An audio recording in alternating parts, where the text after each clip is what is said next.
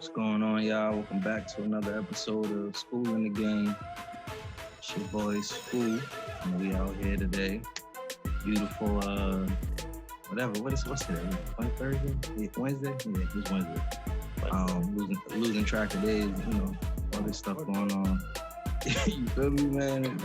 Be in the crib all the damn time and just losing track. But welcome back. Everything been going. It's been going okay. Been out here protesting and doing all I can, staying involved with everything. As far as George Floyd and Breonna Taylor and then everybody else that we've been protesting for. And we've been seeing some small changes here and there. Tills, I don't know if you got some updates for us on anything, or anybody for that matter. Yeah, man. I mean, with everything going on, the biggest thing that kind of stand out is like everybody's reaction to it. The main one that stuck out to me was Trump's reaction to the 75-year-old guy who got pushed, and it was like, dude 75, and Trump trying to say he fell on purpose or like he was being dramatic about it. Like, dude's 75, like two cops push you and you're 75 years old. You're gonna fall down. Didn't he have a cane too? I don't remember a cane, but like you could tell the way he was walking. Like he was walking like a 75-year-old. Yeah. It was a different dude that had a cane. That's the other. Okay. Oh, yeah. I couldn't remember. I'm like, I know two dudes got pushed, but I couldn't remember which one had the cane. That's crazy. But what you don't peep is like if you follow the rest of the video, the longer version video, it's like a younger dude that they walk past and like just arrest, like they don't push him nothing, they just turn around, put him in handcuffs. Like you can do that to a 75-year-old. But yeah. And he cracked his head open too. He started bleeding. Yeah. Yeah, no, that's sick. Yo, I don't know. He might have fell on purpose. Like, dude, he's 75. How much of a threat was my man for you to push him down? And then they stopped. They thought about, that was the worst part. They thought about picking him up, and then they just kept pushing. Yeah. Yo, that's what it looked so bad. Like, if you, like, knock him down and instantly it went down, like, oh, damn, like, I pushed him too hard. It's like, all right. But they kind of looked at each other like, nah, he good. Like, what did he do? He just shrugged. He just shrugged his shoulders. Like, yeah, he down, shrugged his shoulders like, he like, down there now. That's what you get. Like, what? Like, what is wrong with y'all? But if you stop and like try to help him up, that's kind of an acknowledgement that you did something wrong. So like, if you kind of just got to keep rolling with it after that. I mean, at that point, like everyone sees you did something wrong. So I mean, you got to act accordingly. The dude's bleeding out of the back of his head, or somebody say he's bleeding out of his ears. It looked like the back of his head to me. It's like I think it's worse that they definitely leaking though. I think it's worse that they stopped and they kept going. Like you thought about it. You thought about helping my man, but you did it and then you kept going. I think it was kind of reaction was kind of like, oh shit. It was like you said, it's kind of like if I reach out and try to help him, I'm acknowledging that I'm wrong. And it's like, well, you already wrong, man. No matter what you do now, it's like you might as well try to help him, but that ain't what happened. You want to give out more evidence? What about what the consequences would have been like amongst themselves? Because we saw they were a tight-knit unit. After the two dudes got reprimanded, whatever way they did, the whole rest of the unit resigned, I guess, from that particular task force, whatever it was. Yeah. Which is crazy in itself. And then they say in Florida, the similar group, they kind of sided with them, and then they, I think, resigned or something like that. Yeah, I think I wouldn't be surprised. It's the gang mentality. But for me, it's like you see like something blatantly wrong. Like I can't see how you can look at that video and be like, maybe the officers had the right to push him like that. Or even to the extent that's like, all right, I'm going to just resign from this whole team in support of these officers. It's like, dude, like you can obviously see it's wrong. Just like a lot of the other videos we've seen. Like you can obviously see it's wrong, but like for them to all resign from the team like that, it's like, what do you really support at that point? Mm-hmm. One guy was shuffling up the steps though. Like, what threat Was he really posing for y'all to just push my man like that? Like it's sick, yo. Like what did he say? We won't know, but like what did he say enough for you to that get he was like, well, Trump was trying to say he was part of like the Antifa group, and he had like some device to shut down the radios. And I'm like, I like plain and simple, I call bullshit on that.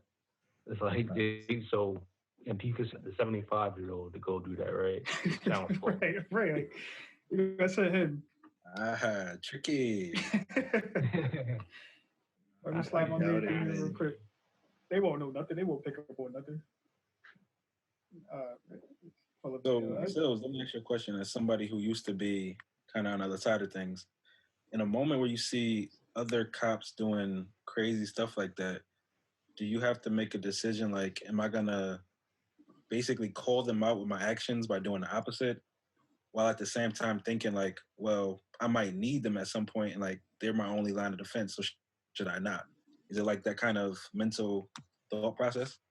I mean, I was actually having this conversation earlier with somebody at work. It's like you have a lot of situations like that that aren't so extreme, like pushing a 75-year-old or taking somebody's life, where it's like you might be on a call and you might have everything calm down, talking like two people dealing with like an argument or something like that. Then like your backup officer comes and he's like on 100 and hypes everybody up in the house. And like you just kind of just turn towards him and like, all right, yo, calm down. Like I got a situation. Even something like that.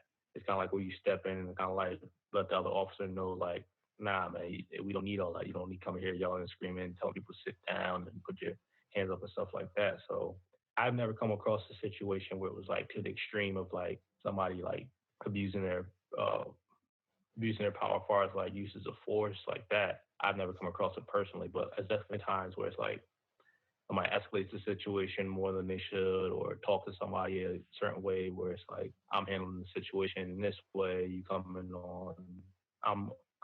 on the situation on 2 and 3. You come in on 10, and I kind of just let them know like, hey, like I got it. You don't have to come in here like that. So, I mean, I've luckily I've never had to deal with it on the extreme version like that, and like we've even had conversations like that within the department. Was like, hey, like if you see somebody like beating the shit out somebody and they ain't got no right to beat the shit out somebody, then you step in and stop them. Like that's what you're supposed to do. Like I honestly can remember having that conversation in roll call or lineup a couple of times when like incidents like this would happen where something happened, it make national news, police brutality, and like we watch the video, we go over it. Hey, what did they do wrong?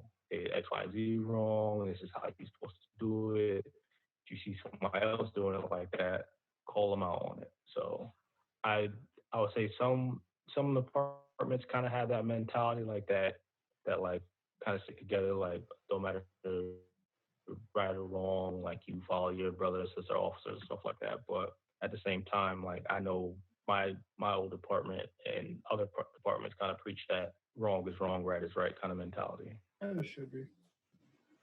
I don't know if y'all saw that video with the female officer.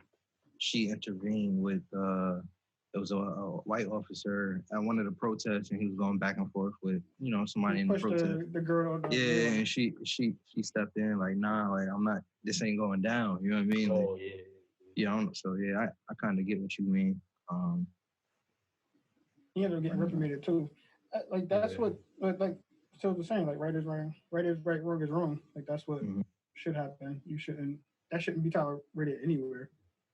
Yeah.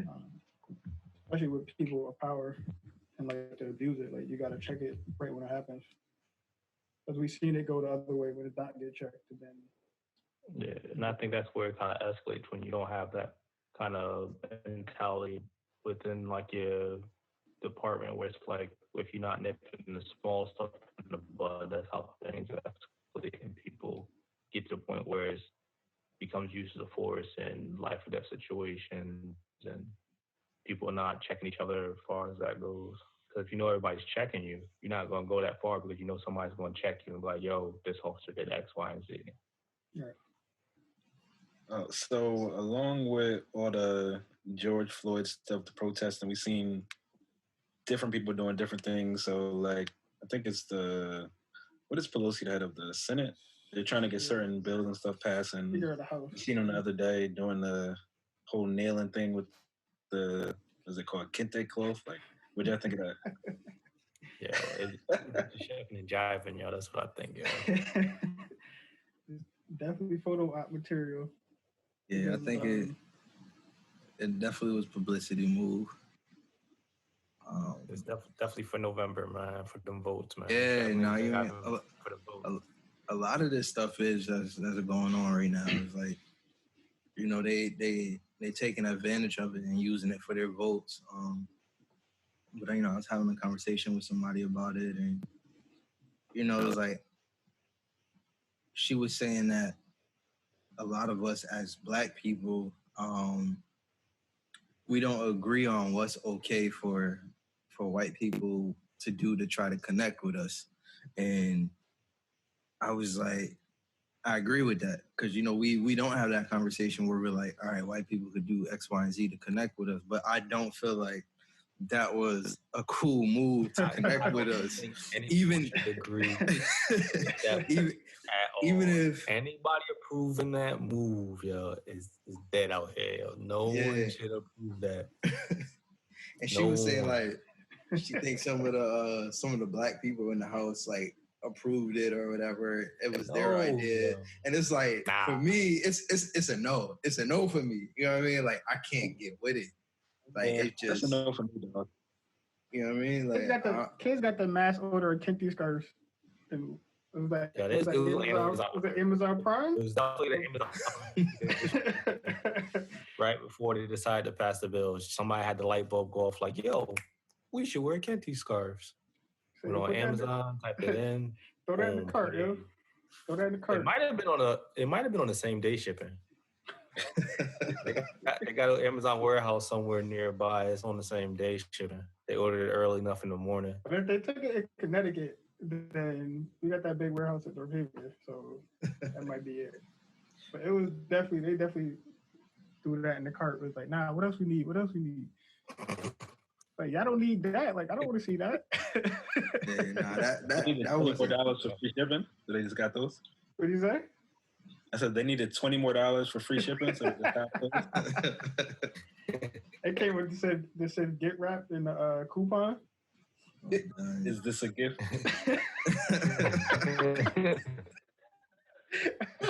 Well, yes, it is. A gift to our voters. Yeah, it came with the notes and everything. You can write a note. Oh man. But back to what school was saying about that conversation and what the role white people should play. I don't know if we're ever gonna agree on it, because Black people, like, we run the spectrum of how involved we want white people to be in this whole struggle. There's some people like, nah, we need to do it all on our own, and there's other people like, the only way we're gonna get anywhere is if we have the support of white people, and then there's people in the middle. But I don't think we're ever really gonna agree on what their role should be. Yeah. No, I absolutely agree, because I feel like, you know, a lot of times it's hard to know people's intentions outside of our race. You know what I mean? Like even in our own race, it's still hard to know people's intentions. But as far as like having them as allies, is like sometimes it's like, why are you really doing it? Like, for example, what they did, you know, wearing the Kente cloths and all that stuff is like, are you really doing this as an ally, or are you doing this for press? You know what I mean? Or, you know, or like that, it's this model or something. She does some Instagram model, this white girl, and she was out here in LA, and she took a picture holding, I think, a drill or a hammer, acting like she was helping dude. And it was a photo op. You know what I mean? And they canceled her. They trashed her on social media. You know what I mean? Like, they got her out of here quick. So it's like, it's hard to understand, like, yo, like, what's your real intention? Like, do you really understand what we're going through? Are you really trying to help us? Do you really see us? Do you really hear us? Do you really care?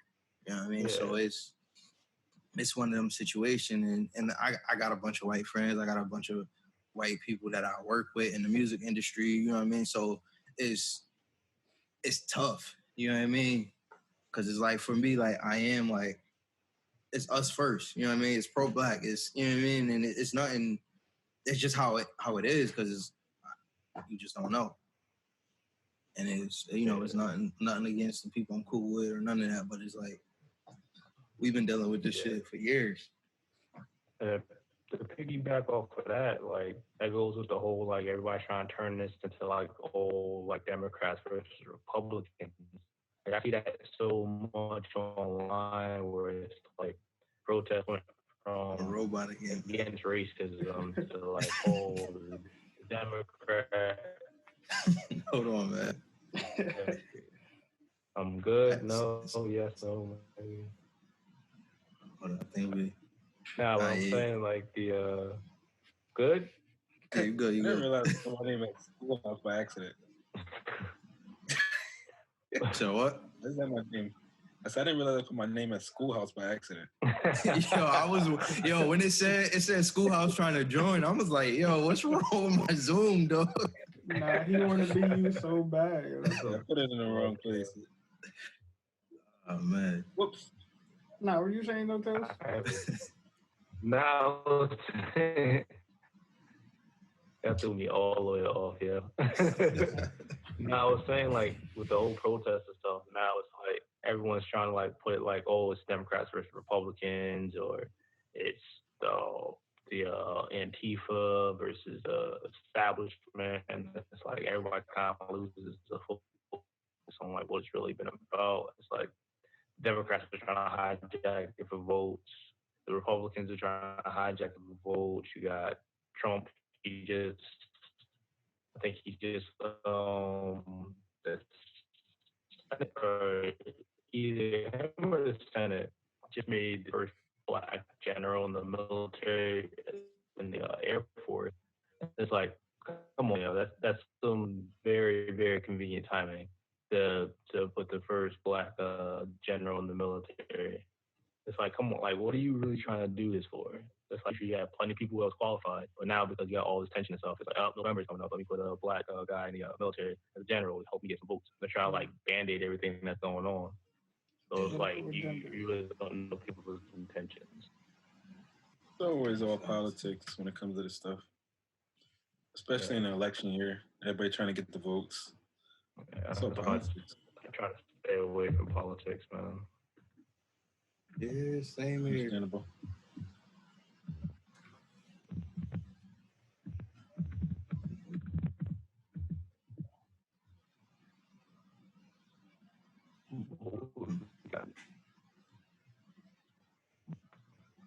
We could touch on that joint with I don't know if y'all saw that the two officers out in Atlanta, they're suing Keisha Lance Bottoms for, I guess, firing them with that whole situation. When they arrested Who is Keisha Bottoms? The mayor of Atlanta. Yeah. Figured it had to be. She fired him for what? The four, I think it was like 4 or 5 officers, but for some reason those two are suing them. The case where the 2 college students that was in the car after curfew. Oh, okay. But they pulled out. Yeah. And they was just literally just going home and did them dirty. So why were they suing? I'm not completely familiar with the story.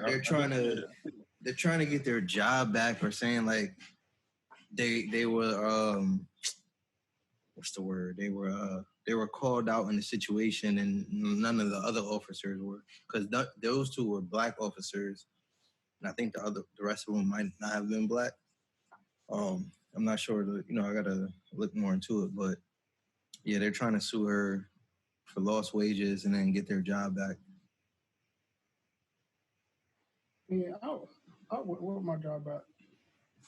I don't want my job back either. I mean, I might sue not with for that money, backlash they got, and depending on the situation, but I ain't trying to get the job back.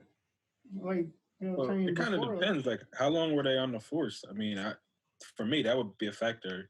I've been on for a long time. I got everything kind of built up there. I wouldn't want to start over. Like I said, I don't know what the situation is completely, but I can understand wanting a job back depending on what their particular amount of seniority is in other factors. I mean, after a situation like that, though, it's like you almost have like no credibility, and like you get like a black eye on your career. It's like after something that public happens, it's like, do you really want to go back and be a cop? Everybody's gonna see you as like the cop that snapped the college kids out the car. So it's like, for me, I won't want to go back. No, I think. I think. Oh, go ahead, bro. No, go ahead. Oh no, they were they said they were dismissed without investigation and proper notice, and that the firing were against the city code. Oh, did we lose service? You hear me? Not the robot. Nah. Kind of, you was going in and out. So basically, they were improperly fired, is what they said? Yeah, without proper investigation and yeah.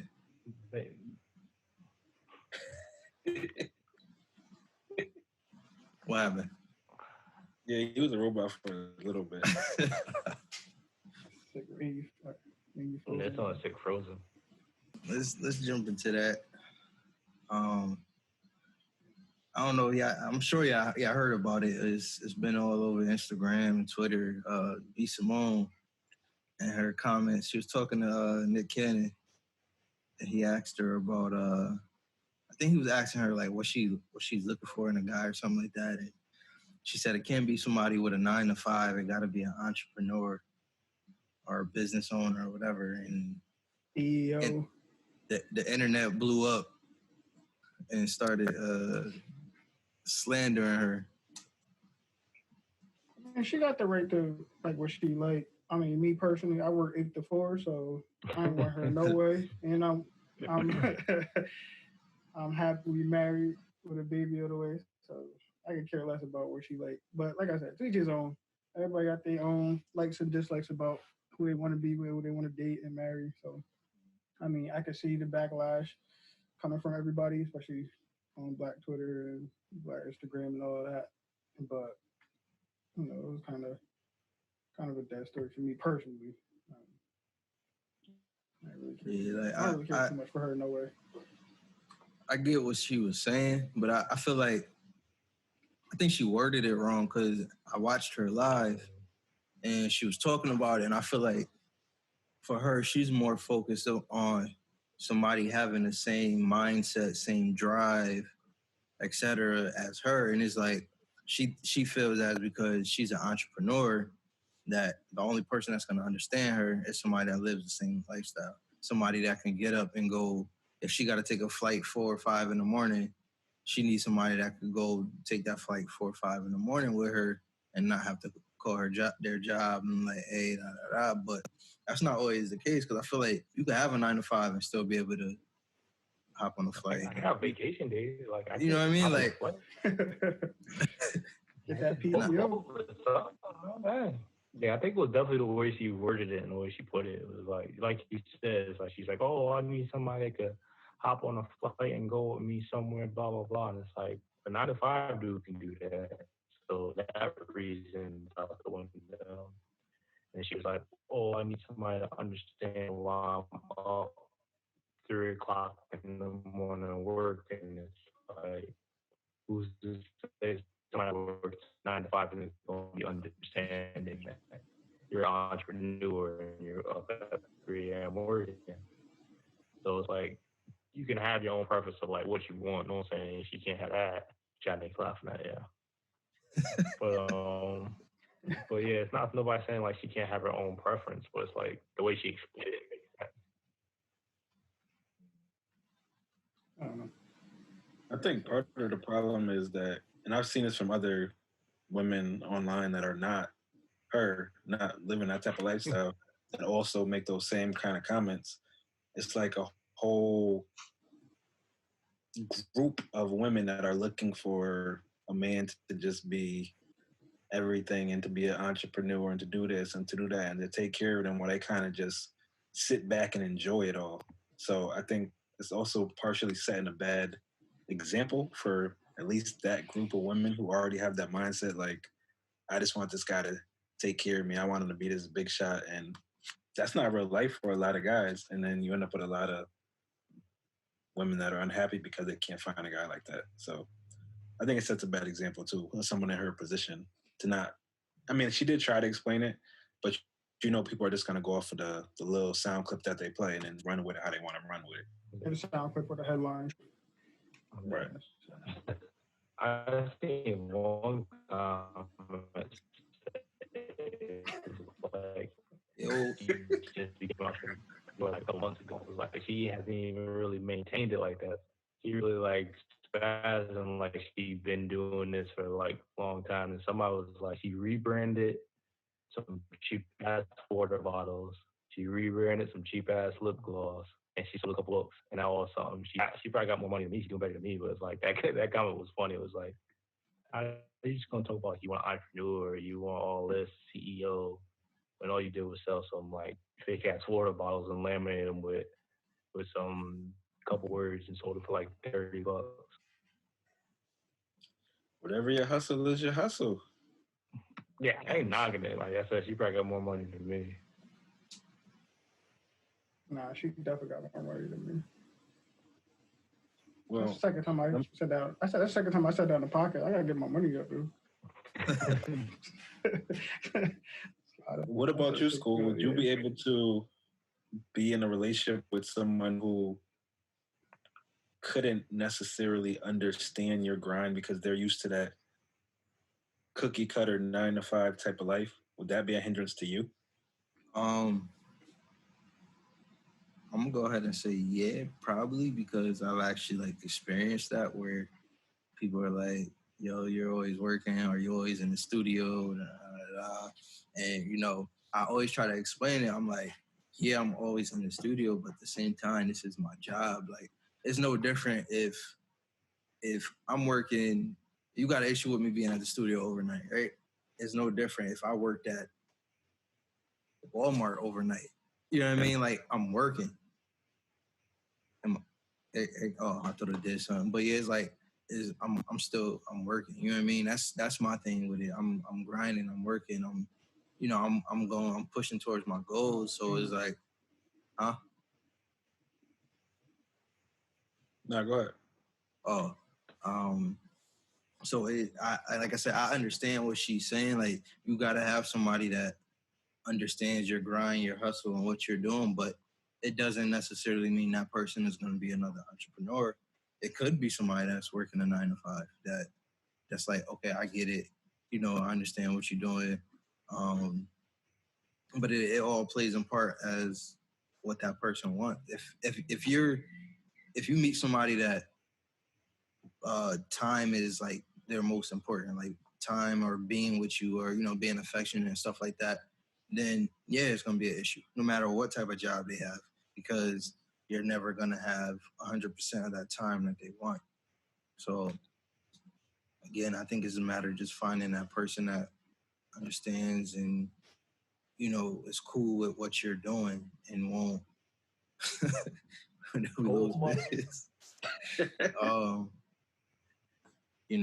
won't have an issue with what you're doing. So that's my take on it. This episode's first, by the way. For somebody like you, it probably, or even her, it probably creates a level of insecurity just based on the amount of people that you're dealing with, the amount of, in your case, probably women that you're dealing with, that you're writing for, that you're producing for, that's in the studio, that you're in intimate spaces with, and they don't know what you're doing or what's happening. Yeah. No, that's very true. Because sometimes you do gotta, when you're working with somebody, like you are getting to know them. You're not always just, okay, go in the studio. This is how it's going. Like, nah, to make a great song, especially if it's a personal song for that artist, you want to know their experience. You want to know what they've been through. You want to have conversations. Y'all might hang out. You never know how it's going to be. So some people have issues with that. Some people will be like, hey, like, nah, you can't be around these artists all the time. You can't, you got me at home. Like, it's different situations, and not everybody can handle that. Versus if you find somebody, if I was to find somebody else in the music industry they would be like, "Oh yeah, you at the studio, you working? I get it. I'm at the studio too." You know what I mean? So it's Yeah, definitely. just one of them situations. Yeah. And so I won't go too much further on this point, but I would kind of think for someone like her, I get the perspective of the other person not understanding why you got to move the way you got to move. But from her perspective, don't you kind of want somebody that's has a set schedule? Because if you're with another entrepreneur, your schedule's crazy, his schedule's crazy. You might never be able to align your schedules. At least you Mm-hmm. know when the other person is going to be around and free for you. Yeah. I could agree with that because again, like if I'm dating somebody in the music industry, especially if it's an artist, and that artist tours 6 months out of the year, and I gotta be in LA or I gotta be in Atlanta because I'm doing sessions, wherever I'm at, then yeah, that's gonna be kind of rough because you on tour 6 months, I'm always working, and it might be at the same time or it might not be at the same time. If it's at the same time, then that might work. But if you on tour 6 months when I'm not busy, and then I'm busy when you off tour, then it's gonna be a headache. Cool. Yeah. It's a complicated dynamic there. I don't know if It y'all want is. to move on before Biz come back, or if y'all want to just keep going and then he could jump in when he come back. I don't know how y'all want to do it. I I don't don't know know what where he happened was. to him. He said he's trying to get back now. I'm That episode was well cursed. Yeah. waiting for his name to pop back up. But now we could go and talk about this Tekashi and Nicki John that's about to drop. My God. I believe the song is called Trolls. Trolls, yeah.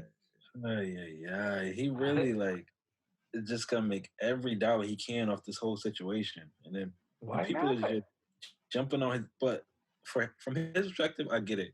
If you could get away with it, then do it till you can't do it no more. But people in the industry that are supporting this, like, I don't get it.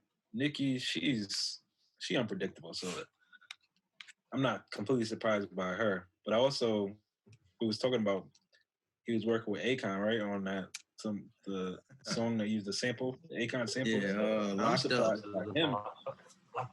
Yeah, and I know it's a lot of money That to was be a made surprise. in that. Right, it's a lot of money to be made, but I thought he was more of a stand-up kind of guy than to jump into that. But I don't know the details, so I'm not gonna down him just yet. But it seems sus.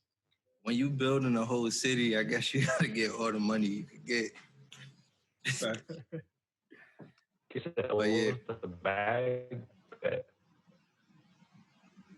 They don't need Yeah, that though. yeah. What you said, bro? Something about the bag. that is it worth the bag? No, I said Akon was like, oh, it's a bag, bet I'm out here. Like he don't care what it's about. He's a Tekashi, all right, it's a bag. I'm gonna go get it because you know it's gonna pop. Because it don't matter how trash or how good the song is, he gonna promote it. He gonna put his name out there. You gonna have 1 million views, and it's gonna make money. So it's like that's probably why like Akon, you kind of see it's like like I can't really see Akon doing something like that. But Nicki, 100%, like she's all about the antics, all about the oohs and ahs and the shock value. So it's like it was only a matter of time before somebody did it, and Nicki doing it is not really too much of a surprise. I think, unfortunately, Nikki is at a point in her career where she almost kind of got to start doing stuff like this. And I don't follow music the way I used to, but she definitely, to me, is not popping the way she was at one point when she was on the come up or her peak. She kind of, to me, she No, kind of falling off. Maybe that's just me because I don't listen to music like that, but it seems to me she's falling off a bit. I mean, nah, she's definitely faster. she's definitely not where she was, like you said, at her peak. But I mean, she still got her core fan base that's riding for her, and they're gonna ride for her till the wheels fall off. So I definitely get it. I don't think I'm surprised that she's still working with. I know they had some records before. I think they had like one or two. So I mean, I get it. I think people are gonna listen to it once again just to hear the record. Sure. But other than that, I don't know. But I definitely think it would. Oh, go ahead, bro. I was gonna say all artists got that, peaks and valleys in their career, and especially her, like you're saying, she definitely had that. At her peak, she was the chick in the game, but then it's like, she had something happen, and then she just spiraled down real fast, and then now you got the stuff with. Then she dated Meek Mill, and then that whole situation, and then he calling her out and stuff like that, and then her personal life got dragged into it, so she would definitely disappear for a while, which she should have. I definitely would have too, but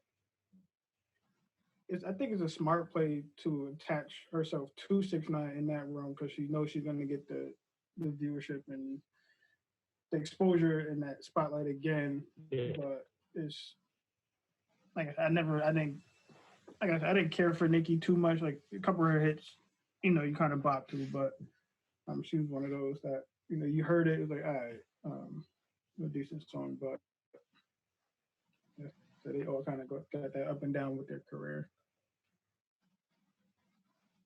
Yeah, I don't know. I feel like she might have something brewing up after this record. But I definitely feel like even though she hasn't had one like a real big record in a while, like I feel like she could still make one. I definitely feel like she can make another big record. She has stints where it's like she puts out a hot song to hear about her and she disappears. Mm-hmm. Nobody hears from her, and then all of a sudden she pops back up. Boom, she got a hit song with so and so, and then boom, she disappeared. And it's just like you hadn't heard from Nicki in a while, and now boom, she pop up with Tekashi. So it's like Yeah, that. I feel like that's kind of how her career has been going. Yeah, definitely. And she disappeared too when Cardi came out. Like she put a lot of comp with Cardi, and Cardi came out and did her thing. Cardi put that pressure on her. That's why. Cardi. I love Cardi. Yeah, she's dope though. Well, I don't know. I think it's kind of funny how their careers are kind of similar because Nicki's takeover resembles Cardi's takeover a lot. Their rapping style is a little bit different, but the buzz is like exactly the same. So I'm interested to see like how Cardi's career ends up playing out and if it ends up being like Nicki's. And they both their careers thrive off of that drama.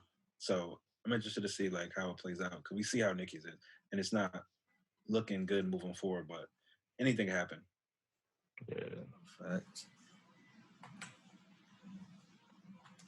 I want to jump to the NBA topic. Yeah, man. And NBA back. League back, baby.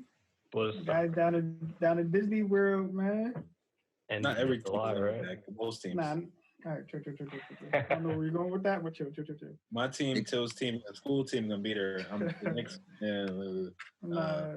Knicks ain't my team, yo. Who your team now? I don't got no team, bro. All right. Kids are stressed out, man. Man. Better I think it'd be good to have the league back, though. Finally get to take our mind off of stuff. But since they are doing this weird playoff tournament system, do you think whoever wins this year kind of have like an asterisk on it, or should it be like as legit as if they play 82, had to go to the whole playoffs, whatever? I think it should be legit. Yeah. Because you play what? They play 60 games. Global pandemic happens. Now they got to stop, halt everything. Then they don't know when they're going to get back, if they're going to get back. And now they got to come back, go play in this bubble, so to speak, with no family, no friends. They're not playing in their home arenas. They don't get that home court advantage. It's literally like a big adult AAU tournament that's about to happen, which is kind of dope, the kind of picture. If you play ball growing up, play AAU, you just traveling, you playing in these different arenas. They got games going on all types of times of the day, and it's really dope. And I think it should be legit. I don't see why they would put an asterisk. what if people do think like that? Just off I the, don't think so. just off of the global pandemic alone and having to come back and playing like that in itself. Yeah. Because these are prime I time think athletes. These Yeah. are big time I think athletes that, you know. The weird part about it is just the whole like coming back thing, but it's like the Spurs won their championships was a lockout year when they had, I think, they only played like 52 games. No one talks about, oh, it was after sex to the Spurs championship where they had lockouts. So Say that again. if it was like only a couple teams kind of like suffered from it, then that'd be different. But it's like everybody going through the same thing with the pandemic and stuff. So it's a wild bad connection. Right. Yeah, So even playing so. And then not for nothing, last time the Knicks went to the finals was that 99 season. Yeah, And even with 50 games, we were still 8 seed. Like, we was trash. So we went there, that was your year, yeah. We got blown out. That was the LJ 4-point play.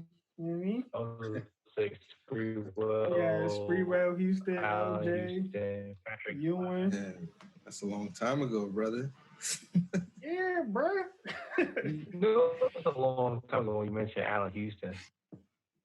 Allen Houston was our leading scorer with like 18 a game at that point. Like it was sick. 18 a game. Balance between him and Sprewell every game. Like Sprewell led half the season and Allen led half the season. It wasn't even half, bro. Like I had the straight backs with the baggy jerseys. Everybody being off all this time, I think when they first come back, the basketball might be a little sloppy, but I think having everybody healthy will make the competition a lot better. I'm just saying asterisk from the standpoint of like you're not dealing with the gruel of the season the way that you would. Like, and now compared to that lockout season, so many players now are doing load management or whatever you call it, so they can be fresh for the playoffs. Yeah. Like, so now you don't have to worry about any of that. You don't have to worry about your seeding or none of that because you're sitting your players, which might bring you down seeds, and now your matchups are different, all that stuff. So that's the type of stuff I'm talking about as far as the asterisk. Like, Yeah. I don't know how they're going to be seeding everybody with the playoffs, but it's just different. I think I heard that they were going to take the best after they figure out the Western Conference and the 8 seed and the playing stuff. They're going to take the best 16 and do the best seeding 1 through 16, regardless of conference, which will create some interesting matchups. But like, it's no better time than the present. Like, we wouldn't have that other opportunity to do that. I mean, for years we've been talking about, or they've been talking about maybe taking the records in regards of conference, putting them 1 through 16 because you get the Eastern Conference. For years, for 5-6 years straight, the Cavs just went straight through the East. There's no competition.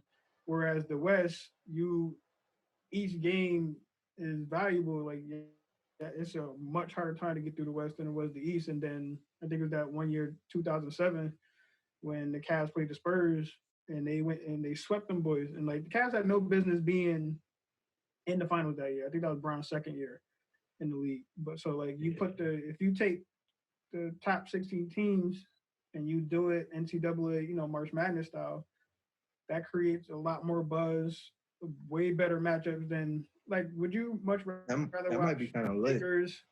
It would be like. Would you much rather watch like the Lakers versus Rockets matchup first round, or you want to watch the Bucks play the Magic? Like, I don't want to see that. Like, we already know what the end result is going to be. Like, I don't want to see that. So I think we should definitely. I think it shouldn't be an asterisk if anybody was thinking that way. Like, it's a lot that they got to go through, especially this year.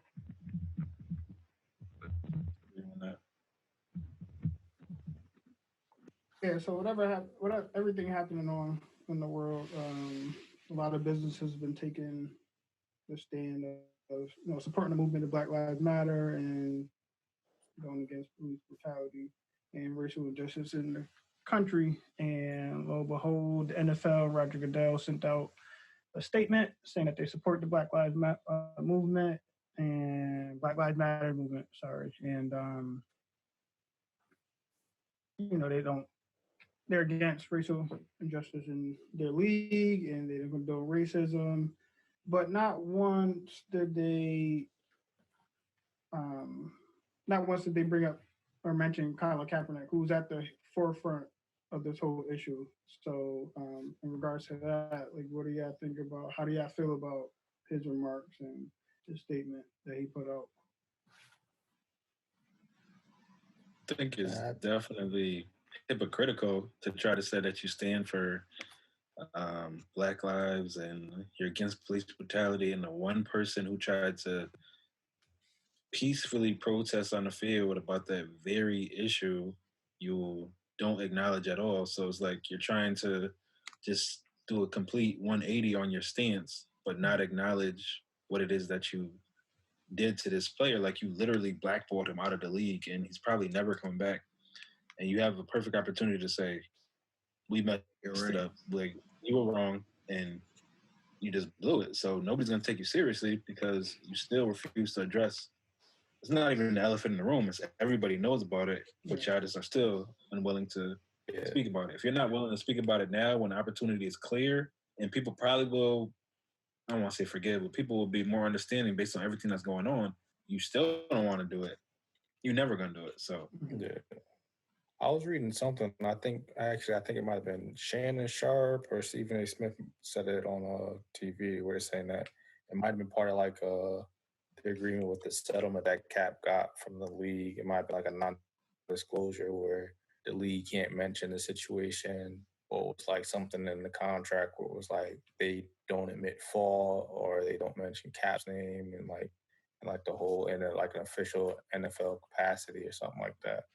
So it might be something like that why they're not coming out and saying, like, coming out just straight up and saying, like, yo, Cap, we were wrong, like in an official, like Roger Goodell getting on TV and saying it, because it's like it might be something contractual wise that they can't. But I mean, even so, I think they still should say something like, hey, like, whatever, even if it is in the contract, like, hey, Cap, you mind if we say this? Because he was right, dog, because he was. right. And even, I mean, I don't know the ins and outs of NDAs. I know the gist of it, but if they were to break the NDA in order to say we were wrong, I don't think that the other party would have a problem with that. Because why would Cap and his team or his lawyers, whoever, have any issue with you coming out and admitting you were wrong? Yeah. That's the whole the misacknowledgement issue that kind of bothered me. It's just like, and the fact that you guys weren't at the forefront, because this started within your league. Like, you weren't the first league to address the issue or to put out a statement. Like, you literally waited for everybody else to put out a statement and kind of weed it out, and then you kind of sneak it in there. It happened like overnight. Yeah, like, so, like I was saying, like, with the NDA, what it could be or what it couldn't be. I think wholeheartedly that if they were to break it and say, listen, flat out, like, Cap, we was wrong. This is what you try to do. Now we see it. I don't think it would be no issue with that. But at the same time, to me, it's kind of truthful. Like, I don't want it now. Yeah, I feel like it's too late. Like, I try to give y'all the out then, and y'all wouldn't do it, and y'all blackballed me. Y'all got the owners to turn against me. Y'all got the owners to turn against the league, and have an owner saying, if you take a knee, if you side with him, y'all not pretty much, don't play for me, those sentiments and stuff like that. So, like, he gave y'all the out when it wasn't this, and now it is this, and now you try to underline. It's just kind of, it's real snaky to me. Like, I don't really like it. Crazy part all about it crazy part about it is when he was getting on one knee and stuff, I believe a soldier like gave him the okay. Like, he talked to somebody in the army about it, and he was like, you should try doing you know what I mean? He was like, you should try doing X, Y, and Z. I feel like that's better than because he wasn't standing at all, right? We're gonna do. Right, he was sitting on the bench, and then he spoke to his teammate who was an ex-Army Ranger or something like that. He was like, it would be more respectful, and they would take it better if you were to take a knee. So that's what he started doing, and the shitstorm just came, and he's like, now you got him kind of looking at him like I thought this was supposed to be the peaceful part of it. Like, nah, kind of turned against me. And It's sad that they sat back and waited to now apologize and put a statement out. And then the thing also was that came out, it was saying all the NFL players was doing the video, like the I Am the Black Man video. Mhm. And they were saying, like, when they seen Mahomes was in it, they were like, yo, we got to put out something and support us because it's like, all right, Mahomes is like the face of the league at this point. If he's on board with it, like, we got to get it out in front of us and put out a statement. It's like, it Even shouldn't that right there, like, right, it shouldn't take that. Like, the fact that shouldn't you even take think it from about that. saying, like, oh, if he's on board, like, this is turned into a global issue. Like, it Yeah, and like shouldn't the take that. NFL, like they came out openly and said that. They were like, yeah, when Mahomes got on it, it was like, all right, yo, we got to put out something. It's like, it shouldn't take Mahomes to say something. So you're telling me, like, if everybody else was in that video and Mahomes wasn't in that video, they still would have been like debating on whether to put a statement out or not if Mahomes wasn't in the video? It's kind of It's like, that's the crazy part to me. No, to set the world on fire, though. To set the whole league on fire. If the owners were to come out with a video like that. Yeah. Never gonna happen. It's not gonna happen. And Should, but it ain't. It would really set the world on fire because then now you really see the shift in action. But the owners, it's a good old boys club, like we all know. You gotta pay to get in, and then even once you got the money in front to put up, they still not let you in. Diddy was trying to buy the Panthers a couple years back when their owner had a sexual assault case, and they got rid of him and got him up out of here. And Diddy got the money, but he's an African American male. He's popular amongst our people, and they wasn't with that. I don't want that. So it's super sad. But like, I was saying the owners should put out a video, but we think it's not gonna happen. But like, could you imagine if all the players first weekend just decided not to play, or they all took a knee? I want to see if everybody starts taking a knee when the NFL start. I think they will, and I would love to see the reaction to it. Like, I hope they do. I hope so they much do. backlash, and they would lose so much money. Which what we know, the white men in that power position, they care about that bottom line. And if that bottom line is affected, that money in their pockets is affected, it's gonna be some turmoil. But like, that would be so dope to see them all take a knee, and then even just like say fuck it, not even play. Like, there's so much power in that. Yeah. So much power in that. And I was watching. That caused too much of an uproar. Oh, absolutely. They don't want that. They're like, oh, nah, you messing up the bag now. Like, I don't care what y'all about. You don't mess up the bag. But for years, y'all been messing up my bag, though. Yeah. Like, for years, y'all been taking money out of my pocket from my family, like I can feed my kids and whatever the case may be. So now we all back in this movement and pushing forward with it, and we all stand in, solidarity. We come to do this together, and now you don't like it. Like, nah, you gotta eat that. It's going. I also going to say too that, like, the NBA, I saw, talking about the league coming back a little earlier, but they were saying too that they was even thinking about protesting and with everything going on and not possibly wanting to play games to start out. So could you imagine you got like a Mahomes is the face of NFL, black male. You got this. You can picture LeBron and his following throughout the league, and they all saying, "Nah, we not playing." Yeah, After they done fought to try to get this league back and moved it to Florida, to Disneyland with the bubble and all that. And then the first game of the playoffs and not want to play.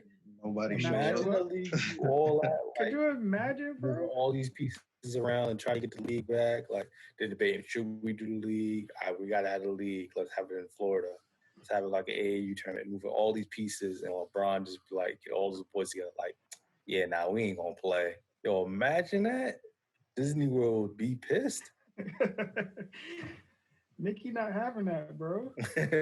Mickey be like, nah, y'all playing these games. They probably signed some contracts, But yeah, but Like, so what? So what? Sue them. Well, you're right. They got the bread. Bron could front the money, get that lifetime contract with Nike. Some of them got the bread, not some everybody. of them got the bread. Somebody might be like, yeah, Bron, I kind of got to play this. I need that check.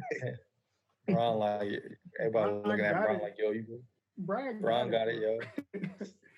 Each star player or each team that's in the play, they got it. They can front a couple thousand. They got it, bro.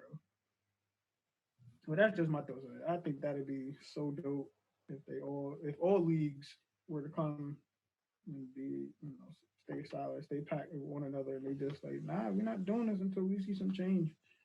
We see Well, only some baseball actual looking, change. he might not play at all anyway.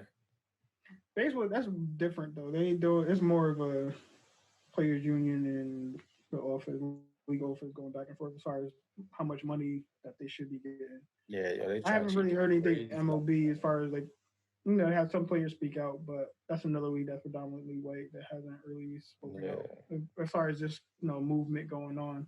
So It's been more personal with the money. I saw on Twitter earlier today that NASCAR made a statement about everything going on, which I was surprised to see. But a lot of their Confederate flag.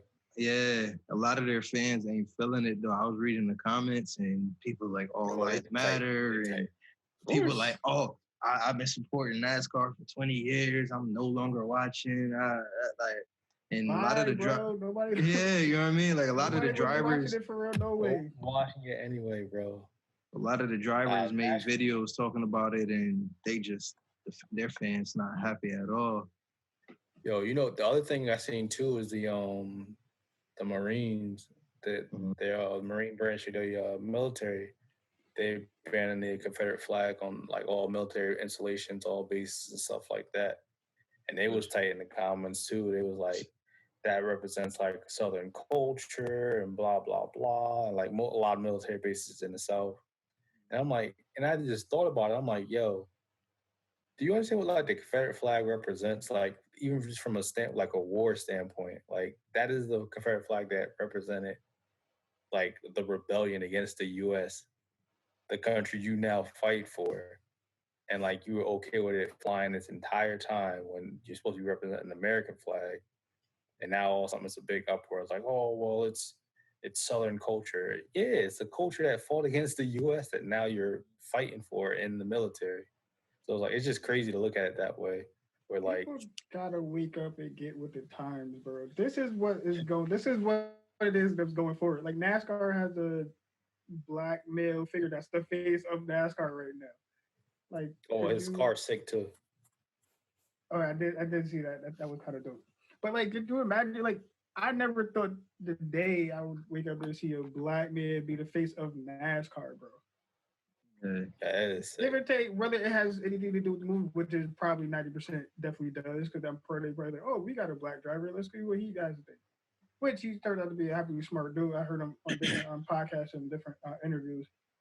Really cool dude. But like, I never thought I'd see the day that NASCAR has a black man as a face of their business and enterprise, and people are kind of back. Like that's kind of dope. Yeah, no, it's kind of sick. Of course, like see ya, bye. Like we don't these are the times now, bro. It's been like that for years, and like I said before, like I'm happy that a lot of these people are coming out the woodworks and they're really speaking their mind and speaking from their heart, because now we know where I see where you're coming from. There's no more hiding behind the shield. There's no behind the league or the front office or the team. There's none of that. Like I see you for what you are. I know what you stand for. You told me to my face. You told it to the world. Cool. Let's move on. Get you fuck up out of here, and then let's keep it pushing. Like, there's no space for it. It wasn't then, and it's definitely not now. Like nobody's going for it. Yeah, it's definitely crazy to see people like it's the same people who was going crazy about Kaepernick taking the knee. It's like, oh well, you shouldn't be disrespecting the flag, blah blah blah. It's the same dudes that like, all right, no more Confederate flag. They're like, all right, wait a goddamn minute now. Wait a goddamn minute, Rondell. Goddamn far. Yeah, like it's like to me, like it's like the same thing. Like, well, not the same exact thing, but like the Confederate flag, what it represented is like it represented rebellion back in like 1860s. So it's like now you got him taking a knee, and it's like, oh, he's disrespecting the flag. It's like, come on, man. Like it's not that big of a deal, but God forbid you take away the Confederate flag. Like it's a whole new ball game. End of the world. It's up. I don't know, man. Crazy stuff. Like, you just gotta wake up, bro. Wake up, everybody. That shit's crazy, bro. It's nuts. Change is happening, man. Slowly but surely, everybody waking up. Yeah. I just hope that all this change is happening, like I said earlier, for the right reasons, and it ain't no sneaky underlining, which is Political agenda. yeah, I mean, which somewhere it probably is, but got high hope that it ain't. Right. And, we shall see. Change gonna come. My secret shit. That concludes this episode. School in the Game. Hope y'all have been enjoying the podcast so far, and thank you for following us on social media, YouTube, all of that. Page has slowly been increasing. Please continue to share it with your friends, family, whoever listen to podcasts. And continue giving us feedback, anything you want to hear, any topics. Yeah, it's cool. Anybody got any closing words? No. Keep fighting the good fight out there. Right. Keep fighting the good fight. Keep supporting. Keep The on followers pushing. is definitely getting up. The shares is getting up. Checking the page every day. So, like School was saying, if you got any topics y'all want us to touch on, or any comments, let us know. In the comments, DMs, whatever, email, whatever, just let us know so we can keep pushing the conversation forward and including y'all a lot more. All right. We out of here. Catch y'all later. You know what I mean?